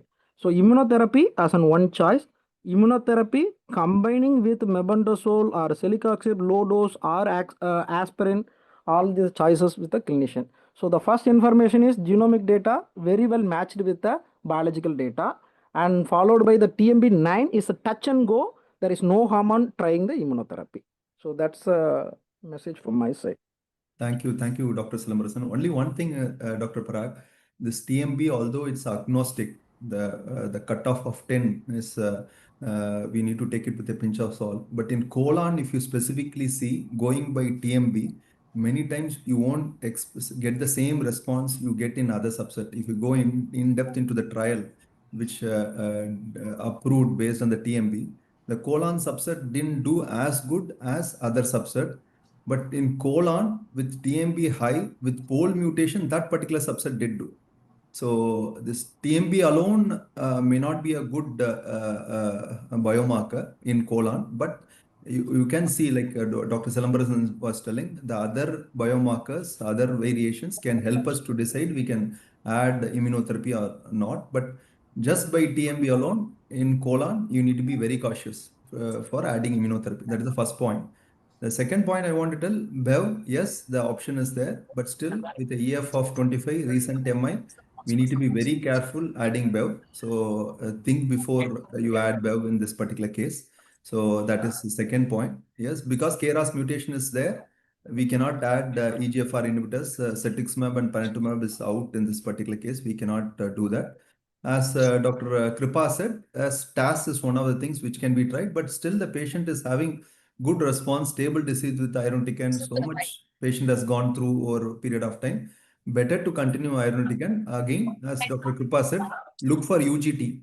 So because before patient develops some toxicity to irinotecan, better to check the pharmacogenomics as far as the irinotecan is concerned before going for the further cycles. So my thing is continue irinotecan. Be cautious with BEV. EGFR no use. Immunotherapy, pinch of salt, may not work in colon. Be extremely careful. This is what I would like to do. Thank you. Yeah. S2 is also an option, sir. Yes. Other options could be S1 also can be a next option. Yes, absolutely. When the patient progresses, yes. S1 also can. Yeah, I just also wanted to re-emphasize on your point, Dr. Arun, very rightly said about the TMB and colorectal story. And also I wanted to say the most of these trials which have used the cutoff of 10 have used assays such as foundation medicine. But when you're going to use other assays that are available, laboratory developed assays, especially in the borderline when it is there like this 9, 10 or 11, whether you want to apply the same cutoff of 10 is something we have to take it with, if not a pinch of salt, with a lot of salt. So just have that in mind. If it is 15, 16, yes, it's within the standard deviation. You can still consider it to be positive. But when it is just in the borderline negative or borderline positive, if it is not a standard assay like that of foundation, which was used in all of these trials to demarcate that magic number of 10, please take it with a pinch of salt. Thanks, Arun Kumar. I think we got all the thoughts. Last, anybody wants to comment? Last comment, otherwise we'll go. Good, yeah. So what's interesting is probably, I just want to understand why they chose NAL-IRI here. I think they initially started off with irinotecan and then switched over to NAL-IRI. We know that the data for NAL-IRI in colon cancer is not pretty robust, nor is it an approved option. But I was just wondering as to why that was the thought, or what was the thought process behind choosing NAL-IRI here.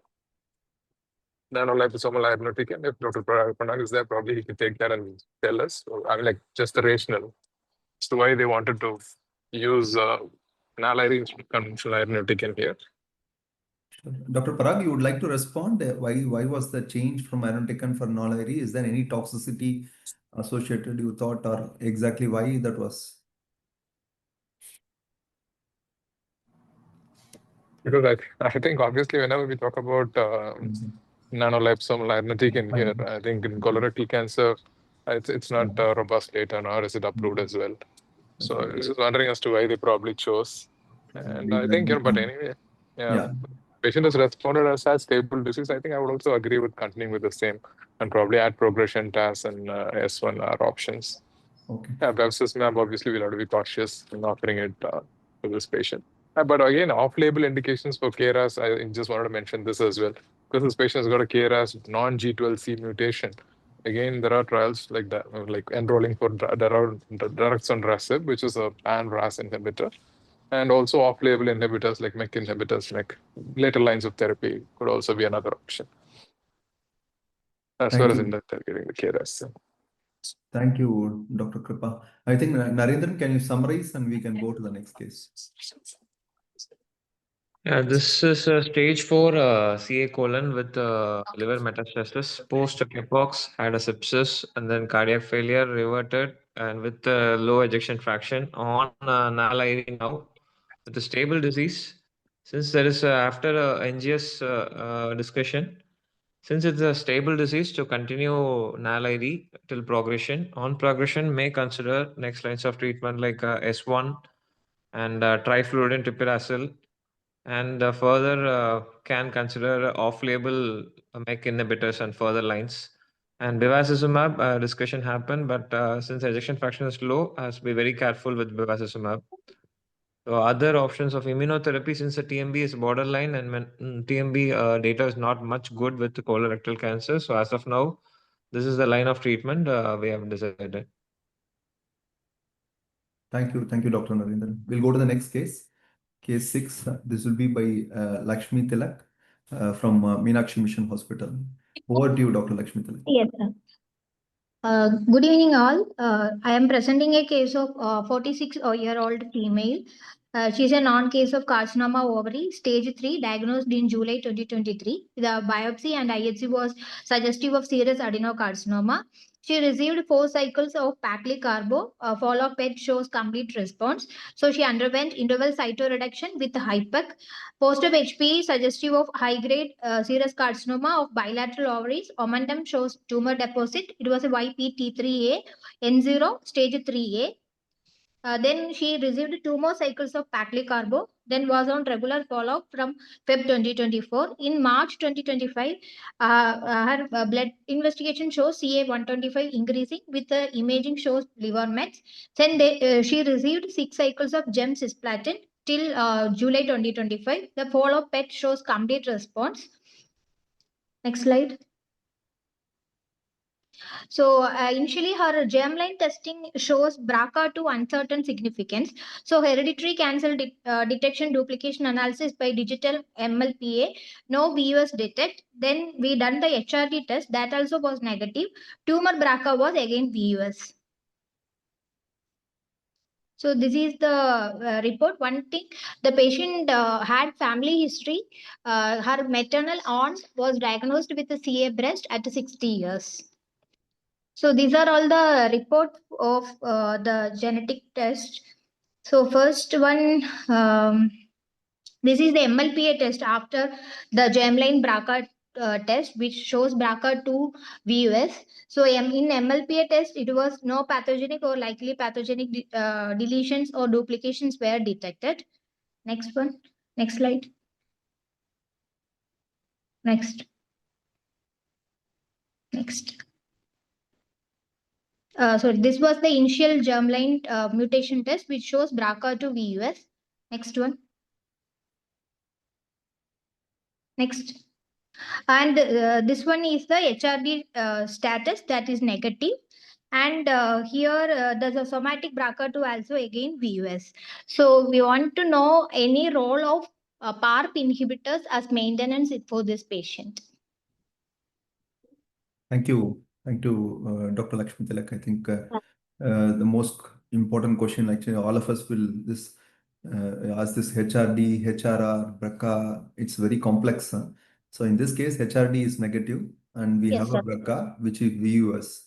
So what is the role of PARP inhibitors? It's a ovarian cancer. Okay, so very important question. We'll go directly to molecular pathologists and molecular specialists because we yes, Silambarasan, Arun Kumar, Amit Keller, or anybody wants to take Kunjar Patel. Anybody wants to take this question? Sure, sir.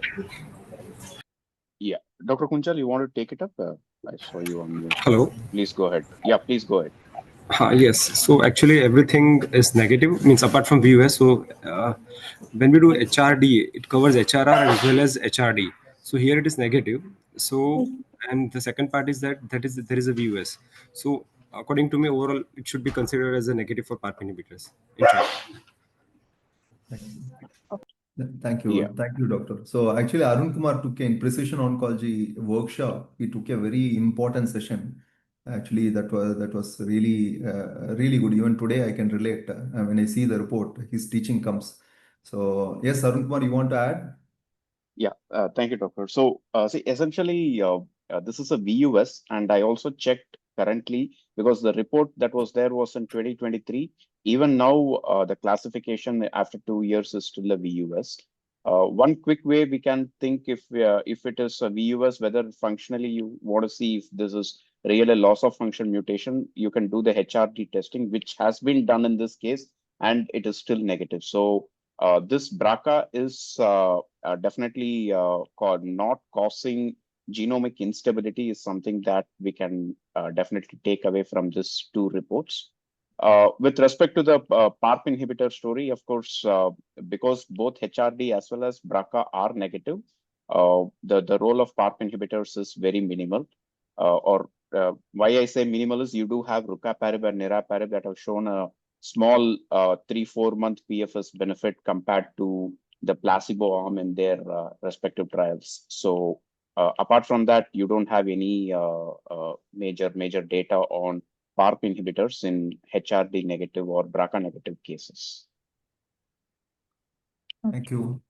Thank you, Dr. Lakshmi. So there is no role here. So since you are a postgraduate, HRD is different, HRR is different, and germline BRCA testing indications are different for different cancer. The trials use different companion diagnostics for in different sites. That's where the confusion has. But in ovary, most of the time it's HRD. We go by HRD.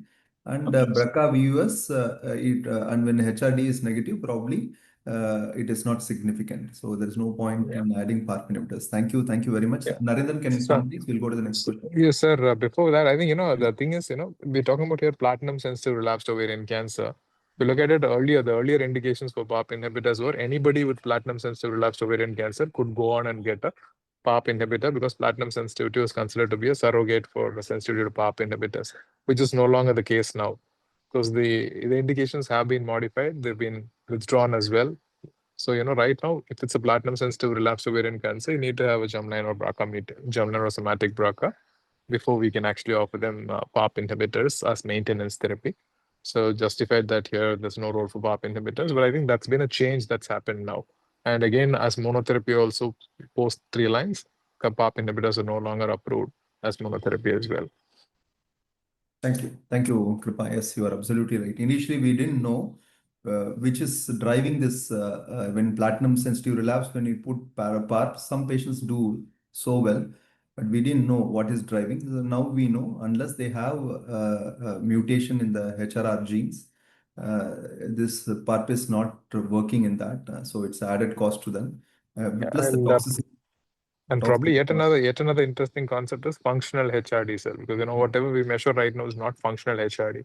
Functional is like real-time HRD. Tells us whether these PAR proteins are actually getting localized to the site of DNA damage.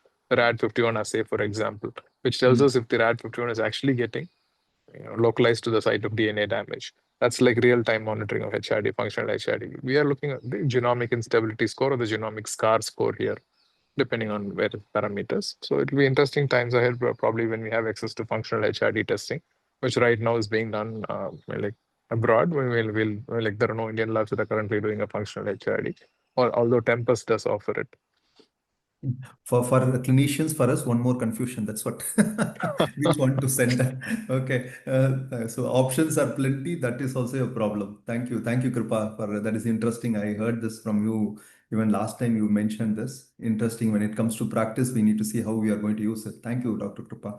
We'll go to Sorry, one doubt, sir. Yes. Sir, since it is VUS, sir, in germline also, in any further test needed, sir, whether it changed to pathogenic like that? Okay, thanks. That's a very important question. I think we didn't address that.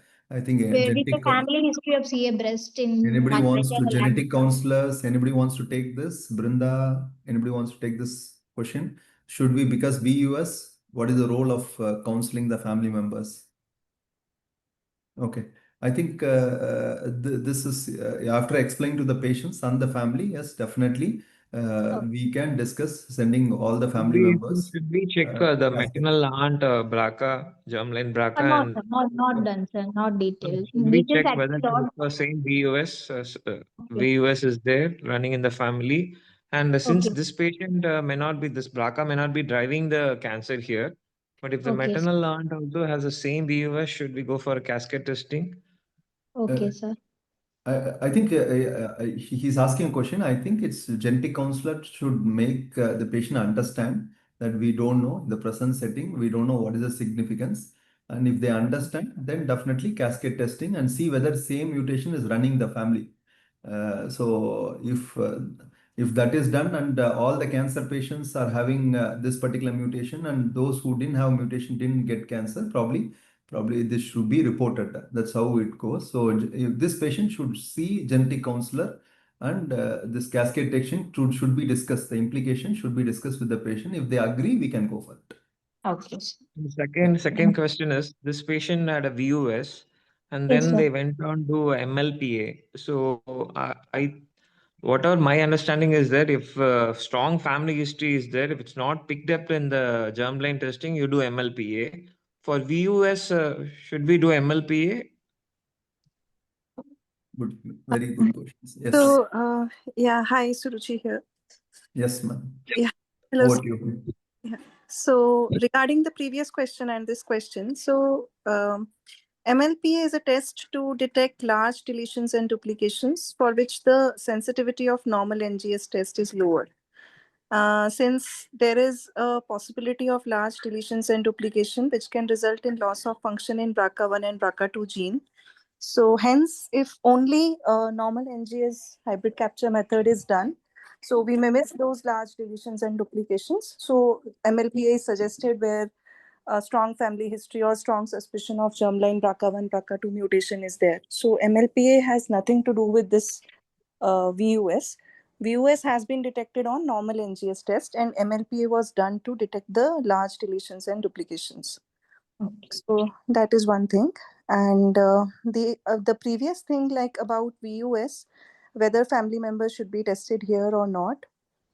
So first of all, for any VUS, irrespective whether it is causing the phenotype like HRD or not, the VUS in these genes, high penetrance genes with plus with family history, they should be monitored regularly. So after 6 months or 1 year, the genetic counselors can check the significance of the variant if it is changing over a period of time. That is one thing. And other thing is, as Dr. Arun mentioned, of course, the family should undergo genetic counseling.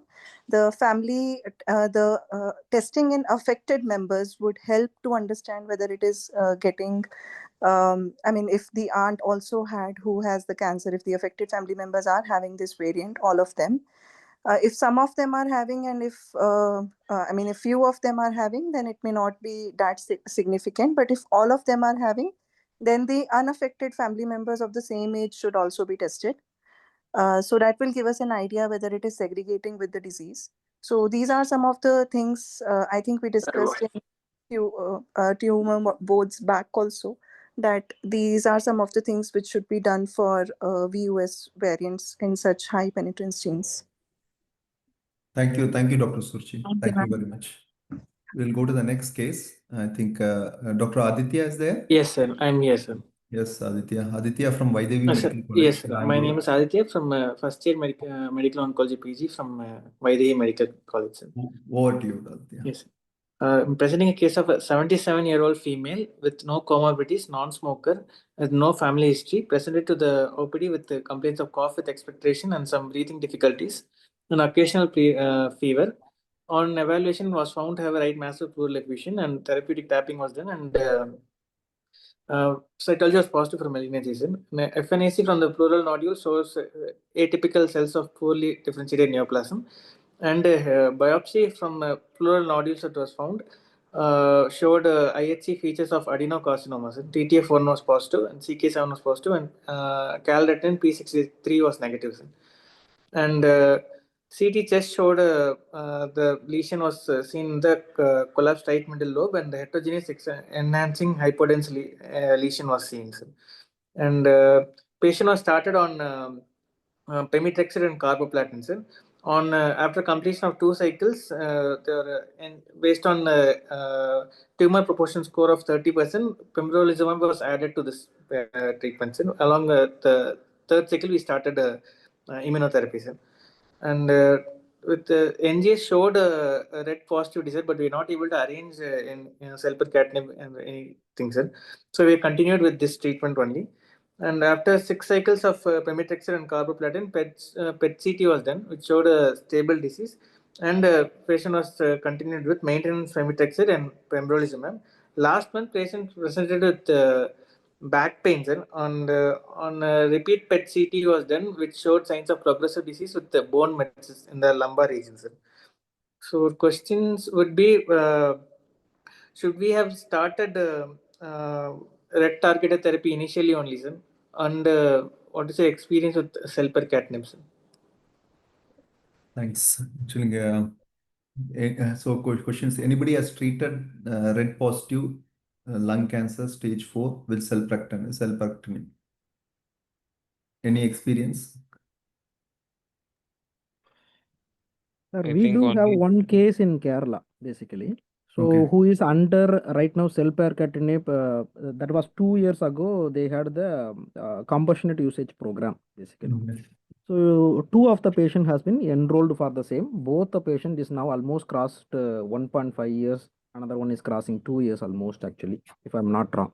Both of them are around the same age, and both of them are doing very well.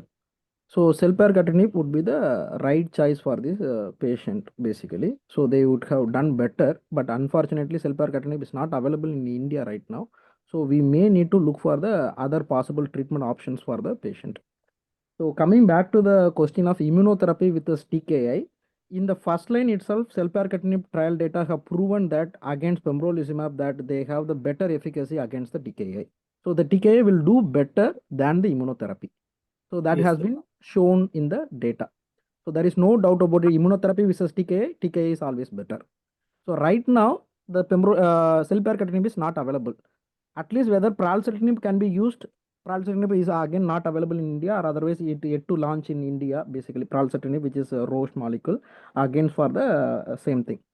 Other than these two, is there any other TKI we can able to go about it or not? Yes, there are options are available, but the efficacy will be less in number.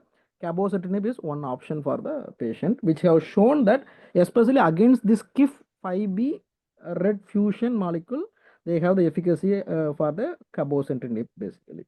So you can consider cabozantinib, but efficacy you will not see much. And immunotherapy versus TKI, always TKI is better. Thank Thank you, Dr. Silambarasan. Anybody else? Any experience with RET inhibitors? Hello. Am I audible? Yes, you are audible. So I had one patient, but it was not a lung carcinoma. It was basically a gastrointestinal and lower GE junction carcinoma, where we had a red proton gene positive. Though the patient had gone to initial line of therapy, and we also had given immunotherapy in terms of Syrinza as second line. And later on, we had a red proton gene positive, a selpercatinib was being given for the patient for at least 6 months. At that point of time, the patient had an initial CR, but later on, again, he progressed for the disease. And the total, though patient is right now not there, he expired and he succumbed to the disease. The total duration from the start till the end of the treatment was around 2 years for the patient. Okay. Okay. Hi, That's sir. Kripa here, sir. I think this is one of the most common red fusions that you get to see, KIT5P. So, I mean, this is definitely a targetable driver mutation. So, I think where possible, we should definitely looking at targeting this red fusion.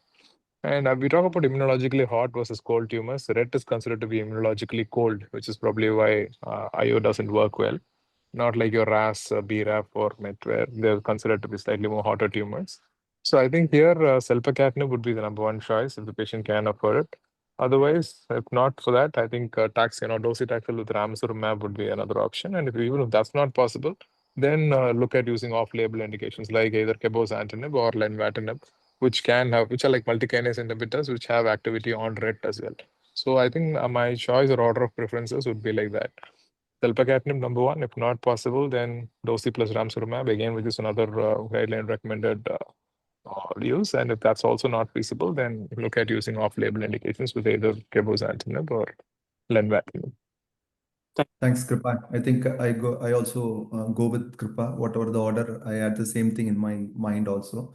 So that's fine. Anybody else want to have any thoughts on this case? I think Just he should go one. on. Yes. Sorry, just Yeah, one I think point actually, that red fusion, right? So always whenever you are having red fusion, the PD-L1 positivity chances are higher. So that will be used as a fake mechanism to create the cold environmental condition whenever the red fusions are there. As Dr. Kripashankar sir mentioned, the red mutations will be always cold in nature because it will create the fake PD-L1 positivity. So that is the reason that they are not responding to the immunotherapy very well as we are expecting. So, and also we have proven in the clinical trial data that TKI will work better because that PD-L1 is not the PD-L1 expression for the response to be better. So always it will be cold in nature. And also that case reports also suggesting that cabozantinib have very good response to some of the response to the KIF5B. So as Dr. Kripashankar sir mentioned, you can go with the doxycycline with the ramucirumab, or next line of therapy you can consider cabozantinib. So that data is also a little bit evident, so that you can use it up basically. So these are the two options are available for the patient. Thank you, sir. Thank you, Dr. Silabarasan. Thank you very much. So Narendran, can you summarize and we can go to the last case? Yeah, here the red positive with good data with selpercatinib, the ideal choice will be to go for selpercatinib. If not for affordable for selpercatinib, then go for next line of option like docetaxel with ramucirumab. Thank you. Thank you, sir. Thank you. And I So think just apart from this discussion, he can, it's not a forum to say, but instead of original molecule, if some molecule is there, he can use it also, selpercatinib. Some yeah, half the dose, it may help because the PFS is 25 months with selpercatinib. So it's a very good drug actually. yeah, I do agree. If wherever possible, if can be imported or something can be done to procure the drug, yes, it should be fine. Thank you, Narendran. We'll go to the last case, Dr. Ramakrishnan from Meenakshi Mission Hospital, Madurai. Good evening, sir. I am Dr. Ramakrishnan, first year resident from Meenakshi Mission Hospital. My case for today is a 67-year female. It's known as submandibular gland carcinoma. She was initially diagnosed on 2023. Next slide, please. Next slide. 2023, she underwent surgery. It was a mucoepidermoid carcinoma. She received a post-op adjuvant RT of 60 gray and she was on follow-up. Sir? Yeah, no, I've just Okay. proceed. She was under follow-up. She developed brain mets for which she received the SRS 18 gray single fraction. And then she developed a lung mets. A CT carotid biopsy showed a poorly differentiated carcinoma. We sent a NGS panel. Next slide. NGS panel. Next slide. NGS panel showed actually TP53 mutation and TST1 mutation. So we actually start the patient is currently on we plan for the 6 cycles of nanoxol and carboplatin. The question for today is regarding previous slide. Okay, this slide. Regarding the TST1 mutations, whether we can use mTOR inhibitors, considering some phase 2 trials in utilizing mTOR inhibitors as a basket trial for TST1 mutations. Can we use mTOR inhibitors for these cases? So this patient you have has a single lung mets or multiple lung mets? Multiple lung mets, sir. Any head to or any other ERPR head to done from IHC? No, sir. Okay. Thank you. Yeah, I think this is similar to the first case that we discussed as well. Like you can check on AR expression and HER2 expression as well here. Okay, sir. And again, I mean, like as far as your questions are concerned, TP53 relevance, we know it's biologically pretty aggressive tumor. I mean, like we can't directly target P53, but again, there are a lot of clinical trials looking at indirectly targeting P53 through either MDM2 inhibitors like edasinatide, or again prima inhibitors, or which is nothing but P53 reactivation and induction of massive apoptosis, like eprinetopop. There are multiple drugs. These are all in clinical trials, and then V1 inhibitors like adavosertib as well. So these are all drugs which can indirectly target the P53. And again, your question on TSC1 mutation. I mean, like this is definitely pathogenic loss of function mutation, which is why probably the mTOR signaling pathway here is involved. But nevertheless, I mean, like again, they're all only off-label indications here when you look at using it. So if you've exhausted all other options, then because I think you plan to start off on a platinum-based doublet here, right? That's your first line last standard of care. Yes, sir. So probably I think that should be fine, and probably at progression or when you've exhausted standard of care options, then you probably you could look at targeting the mTOR pathway, signaling pathway. Okay. That's just my thoughts. Thanks, Dr. Krupa. I just wanted to add on a point about this mTOR inhibitor. So definitely this TSC1 does activate the mTOR pathway, but unfortunately there was a basket trial which was on all TSC1 or 2 mutated solid tumors progressed on 1 or 2 lines of therapy, but everolimus had a pretty disappointing objective response rate of just 7% in that trial. But surprisingly, there is an ongoing phase 2 trial. I think, Doctor, you had alluded to it, or on using NAB sirolimus, again, particularly for TSC1 or TSC2 positive tumors. And there, in an institution participating in that trial had published a subset data where the results were quite encouraging. So almost 50% of the patients had a partial response, and 30% of or 20% of the patients had a stable disease. But that's a very small subset, and those who have not received prior lines of mTOR inhibitor responded better compared to those who had prior lines of mTOR inhibitor. So not all mTOR inhibitors are the same, while targeting TSC1 is the take-home message I wanted to share. Thanks. Okay, sir. Okay. Yeah. And just to add to what Dr. Arun sir rightly pointed out, NAB sirolimus is currently an FDA-approved option for PEComas, or perivascular epithelioid cell tumors. PEComas, like sarcomas, again, the subtype of sarcomas. So I think there they already have an FDA-approved option as NAB sirolimus. So yeah, but I mean, like looking at extrapolating it, it's not exactly in salivary gland tumors. But nevertheless, basket trials are ongoing, looking at the efficacy of mTOR inhibitors in the setting as well. Okay. Thank you. Thank you, Kripa. Thank you, Arun Kumar. I think, Narendran, can you just summarize? This patient suggested for to check HER2 and androgen receptor by IHC, and to continue chemotherapy. And later lines of treatment and everything exhausted, maybe consider everolimus as an off-label option here. Thank you. So this comes to the end. 8 cases. Also, Yeah. final suggestion is SNAP sirolimus, if possible. That could be a better option compared to everolimus. Okay. Thanks, Narendran, for compiling the cases. I thank all the experts. I thank all the presenters for being here, particularly weekend. So thank you very much. A lot of discussions, a lot of knowledge to take home. And have a nice weekend. Enjoy yourself. See you in 2 weeks. Thank you very much. Thank you all. Thank you. Thank you. Thank you all. Have a good day. Thank you.